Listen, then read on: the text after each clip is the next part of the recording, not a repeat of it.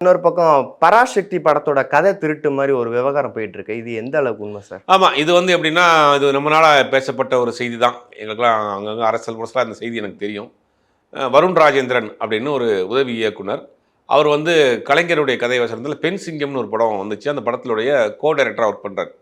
அப்ப அவரை பொறுத்தவரைக்கும், அவர் அந்த இந்திய எதிர்ப்பை மையப்படுத்தி செம்மொழி அப்படின்னு ஒரு படம் பண்ணலாம்.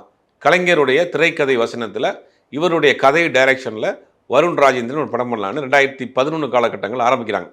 அப்புறம் அதுக்கு பிறகு அவர் கலைஞருக்கு உடல்நிலை சரியில்லாம போச்சு. அப்புறம் தொடர்ந்து படம் பண்ண முடியலன்னா, அந்த ப்ராஜெக்ட் அப்படியே அவர் வந்து வச்சுட்டார்.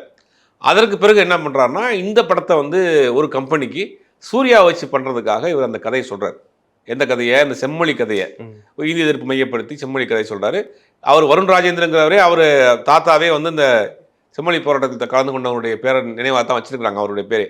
அப்ப அந்த களம் அவருக்கு நல்லா தெரியுங்கிறதுனால, அதை பேஸ் பண்ணி ஒரு படம் பண்ணலான்னு பண்றாரு. சூர்யா வச்சு அந்த படத்த பண்ணலான்னு ஒரு ப்ராசஸ் ஒரு கம்பெனிக்கு சொல்லப்பட்ட கதை. செம்மொழிங்கிற பேர்ல.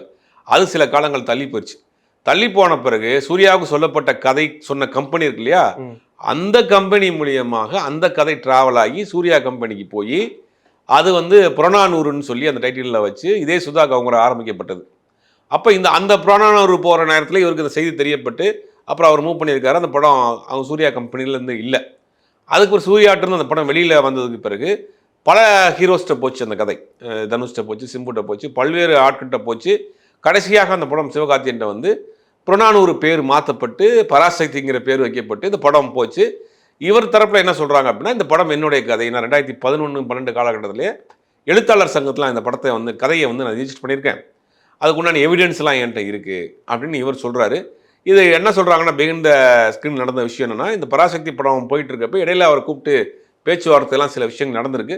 அது எதுவும் எட்டப்படாதனால அவர் கோர்ட்டுக்கு போயிருக்காரு. இது என்னுடைய கதையை தெளிவாக எடுக்கிறாங்கன்னு கோர்ட்டில் அவர் வழக்கு போட்டார். வழக்கு போட நீதிமன்றம் என்ன பண்ணுறாங்கன்னா, இந்த கதை இவருடைய கதை தானா அப்படின்னு கன்ஃபார்ம் பண்ணுறதுக்காக டைரக்டர்ஸ் யூனியனுக்கும் ரைட்டர்ஸ் யூனியனுக்கும் அவங்க நோட்டீஸ் அனுப்பிச்சிருக்காங்க நீதிமன்றம். அநேகமாக அந்த சம்பந்தமான வழக்கு மண்டேக்கு மேலே வரும். 2 தரப்புலையும் பேசி முடிக்கிறாங்களா. கோர்ட் என்ன நடக்கும் அப்படின்னா,